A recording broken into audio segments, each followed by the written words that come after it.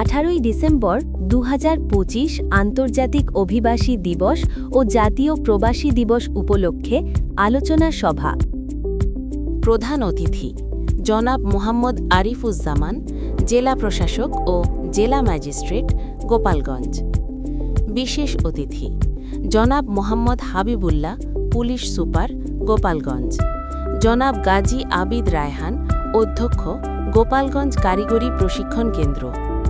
অনুষ্ঠানে সভাপতিত্ব করেন জনাব শোভন সরকার, অতিরিক্ত জেলা প্রশাসক, শিক্ষা ও আইসিটি।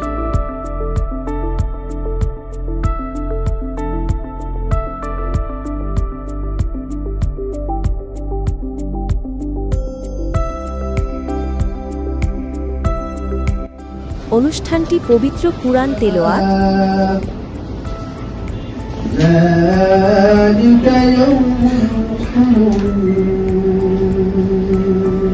এবং পবিত্র গীতা পাঠের মাধ্যমে শুরু হয়। অনুষ্ঠানের শুরুতে স্বাগত বক্তব্য রাখেন জনাব গাজী আবিদ রায়হান, অধ্যক্ষ, গোপালগঞ্জ কারিগরি প্রশিক্ষণ কেন্দ্র, এবং পর্যায়ক্রমে আমন্ত্রিত অতিথিবৃন্দ বক্তব্য প্রদান করেন। প্রিন্ট ও ইলেকট্রনিক মিডিয়ার প্রতিনিধিবৃন্দ, প্রিয় অভিবাসী কর্মীগণ এবং উপস্থিত সবাইকে আসসালামু আলাইকুম, শুভ সকাল। আন্তর্জাতিক অভিবাসী দিবস 2025 ও জাতীয় দিবস আমাদের জন্য কেবল আনুষ্ঠানিকতা নয়, বরং প্রবাসী ভাই বোনদের অবদান স্মরণ, তাদের অধিকার সংরক্ষণ এবং নিরাপদ ও মর্যাদাপূর্ণ অভিবাসনের অঙ্গীকার পুনর্ব্যক্ত করার একটি গুরুত্বপূর্ণ উপলক্ষ। বাংলাদেশ একটি জনশক্তি রপ্তানিকারক দেশ। প্রতি বছর লাখো দক্ষ অর্ধদক্ষ কর্মী বিশ্বের বিভিন্ন দেশে কর্মসংস্থানের মাধ্যমে নিজেদের জীবনমান উন্নয়নের পাশাপাশি দেশের অর্থনীতিতে গুরুত্বপূর্ণ ভূমিকা রাখছেন। প্রবাসীদের পাঠানো রেমিটেন্স আমাদের জাতীয় অর্থনীতির অন্যতম চালিকা শক্তি, যা দারিদ্র্য নিয়ন্ত্রণ, কর্মসংস্থান সৃষ্টি ও টেকসই উন্নয়নে প্রত্যক্ষ অবদান রাখছে। একই সঙ্গে তারা বিদেশের মাটিতে নিজেদের সততা, শ্রম ও দক্ষতার মাধ্যমে বাংলাদেশের ভাবমূর্তি উজ্জ্বল করছে।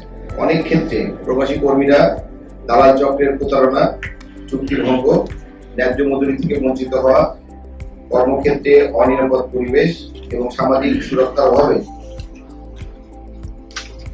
নানা চ্যালেঞ্জের মুখোমুখি হন। এসব সমস্যা মোকাবেলায় নিরাপদ, সুশৃঙ্খল ও নিয়মিত অভিবাসন নিশ্চিত করা অত্যন্ত জরুরি।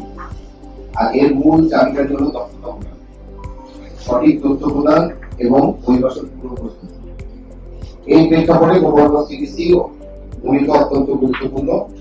আমরা আন্তর্জাতিক শ্রমবাজারের চাহিদা বিবেচনায় বিভিন্ন কারিগরি ও বৃত্তিমূলক প্রশিক্ষণ প্রদান করে যাচ্ছি। পাশাপাশি ভাষা দক্ষতা, সফট স্কিল, কর্মক্ষেত্রের শৃঙ্খলা, নিরাপত্তা বিধি ও সাংস্কৃতিক সচেতনতা বিষয়ে প্রশিক্ষণের মাধ্যমে প্রশিক্ষণার্থীদের প্রভাবিত হয়েছে।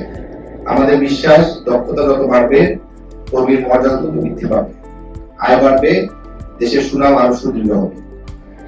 পরিশেষে বলতে চাই, প্রবাসীরা আমাদের অর্থনীতির নীরব সৈনিক। তাদের শ্রম, ঘাম ও ত্যাগের উপর ভর করেই দেশের উন্নয়ন এগিয়ে যাচ্ছে। তাই তাদের প্রতি সম্মান, নিরাপত্তা ও ন্যায্যতার নিশ্চয়তা দেওয়া রাষ্ট্র ও সমাজ উভয়ের নৈতিক দায়িত্ব। আসুন আমরা সবাই মিলে দক্ষতা উন্নয়ন, নিরাপদ অভিবাসন ও প্রবাসীর কল্যাণে আরো সক্রিয় ভূমিকা রাখি। সকলকে আন্তরিক ধন্যবাদ জানিয়ে আমরা বক্তব্য শেষ করছি।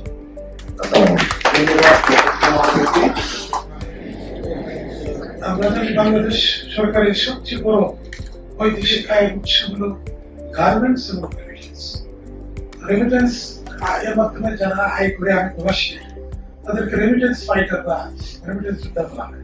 আপনারা অবহিত হবেন যে সরকার, বর্তমান সরকার এবং প্রবাসী কল্যাণ মন্ত্রণালয় তারা ভীষণ রকম আন্তরিক, এবং সেখানে যারা উপস্থিত ছিলেন প্রবাসীদের প্রতি, অভিবাসীদের প্রতি যে শ্রদ্ধা এবং সত্যিকার অর্থে কি করা যায়, কিভাবে মান উন্নয়ন করা যায়, এটা নিয়ে তারা খুব আন্তরিকভাবে চিন্তা ভাবনা করছেন, পরিকল্পনা নিয়েছেন এবং সেগুলো বাস্তবায়নে এগিয়ে যাচ্ছেন। সর্বোপরি আমি যেটা বলতে চাই যে কিছু সমস্যা আছে, সত্যিকার অর্থে আছে, আমরা সেগুলো অ্যাড্রেস করছি। আপনারা আমাদেরকেও বলবেন।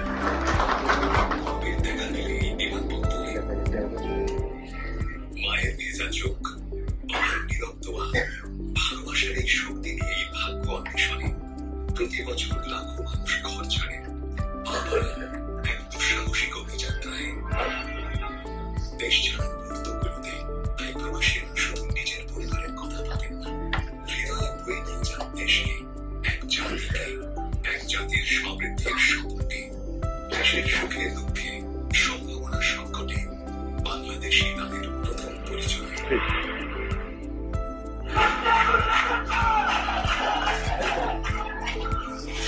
2024 দেশে যখন ফেসবুক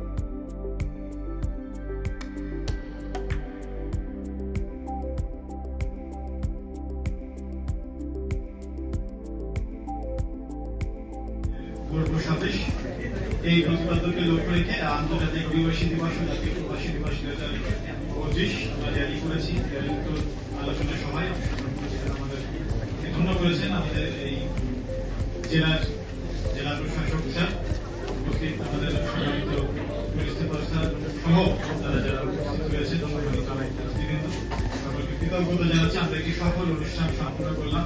আমরা জানতে পারলাম কিভাবে বিদেশে যাবো এবং বিদেশে যাওয়ার আগে এবং পরের প্রক্রিয়াটা কি হবে, আমাদের একটি সফল